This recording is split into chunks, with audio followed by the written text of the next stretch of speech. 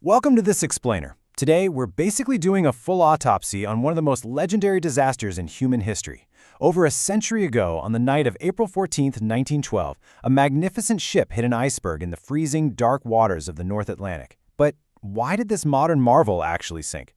Well, we're going to strip away the Hollywood myths and look at the hard facts. We're diving deep into the engineering flaws and the deeply human errors that led to this unbelievable tragedy. Now, to really get how things went so wrong, we kind of have to start with the mindset of the creators. The White Star Line Company, and honestly the public at large, truly believed this vessel was invincible. They famously claimed that even God could not destroy it.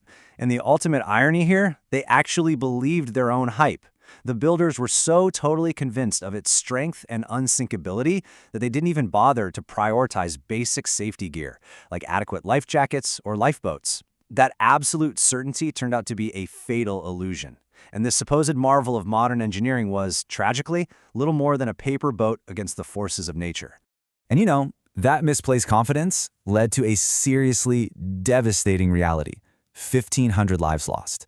Out of the 2,204 passengers and crew on board, that massive number perished. This wasn't just a shipwreck, right? It was literally the sudden collapse of a floating city. So to understand how we arrived at this grim reality, we need to break down these structural and human failures step by step. Okay, let's dive right into this autopsy. Here is our roadmap. First, the unsinkable dream. Then, a chain of negligence, the fatal collision, survival and class divide, and finally, the discovery and enduring legacy. All right, kicking things off with Part 1, the unsinkable dream. It is honestly staggering how fast this massive project moved from blueprints to reality.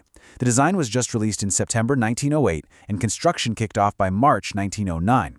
By April 1912, this absolutely massive build was totally complete, and on April 10, 1912, she set sail from Southampton, bound for New York. The speed of that turnaround is just wild, and the ship's owners were overflowing with pride. And frankly, it makes sense why they were so proud. The dimensions of this giant were completely unheard of. We're talking 882 feet long, 92 feet wide, and towering 175 feet high. The folks on board, which, by the way, included 892 crew members, felt incredibly lucky. The passengers were just reveling in it, absolutely thrilled to be traveling on the world's largest, most luxurious vessel. They were totally unaware of what was lurking in the dark waters ahead. Which brings us to Part 2, a chain of negligence. Now, what's truly shocking to realize is how these rapid-fire failures just compounded on one another. The Titanic was commanded by Captain Edward J. Smith, a super experienced guy. But pushed by the company's desire to set a new speed record for crossing the Atlantic, he totally threw caution to the wind. He kept the ship moving at an incredibly high speed despite heavy fog completely wrecking their visibility. Worse, they straight up ignored active warnings from other ships about massive icebergs in the area. And the absolute craziest detail? The crew up in the crow's nest, literally the eyes of the ship, didn't even have basic binoculars. They had to rely purely on their naked eyes in terrible weather conditions. And that leads us to Part 3, the fatal collision. Okay, so how did the ship actually physically fail that night? Let's walk through it step by step. At 11:40 p.m., the crew suddenly spotted a massive iceberg looming out of the dark, but without those binoculars, it was way too late. They tried to stop, but they struck the ice. Here's the thing, though.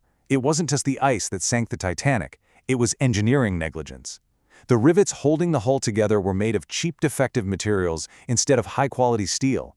They basically shattered on impact, popping the hull wide open. As the water rushed in, another huge structural flaw was exposed. The walls separating the lower compartments, the bulkheads, were incomplete. They didn't go all the way to the ceiling. So as the front of the ship got heavy and dipped down, water just poured right over those unsealed walls into the next compartment, kind of like an overflowing ice cube tray. Eventually, the sheer weight was just too much. The ship snapped in two and sank into the ocean in a matter of hours.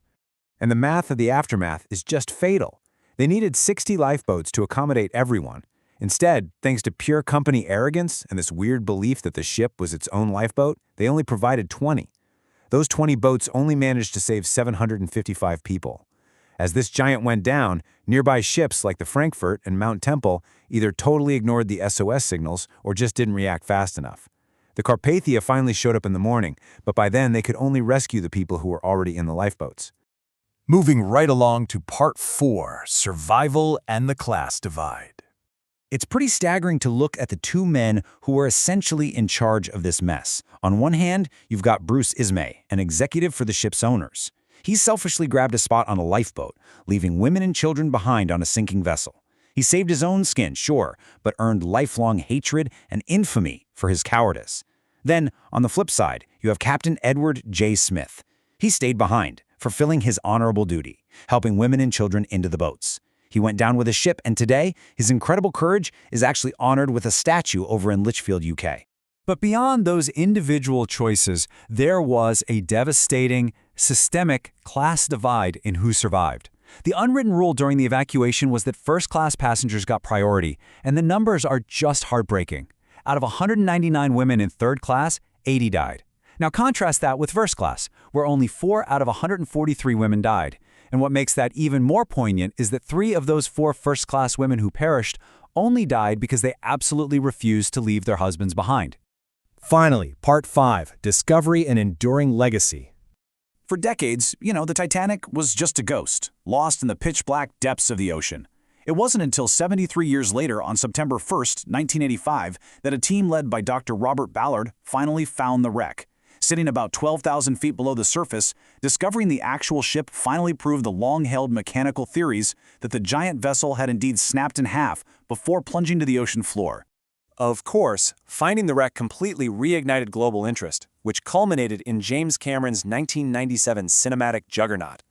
It's fascinating to compare the grim historical reality of 1912 with the pop culture phenomenon of the movie.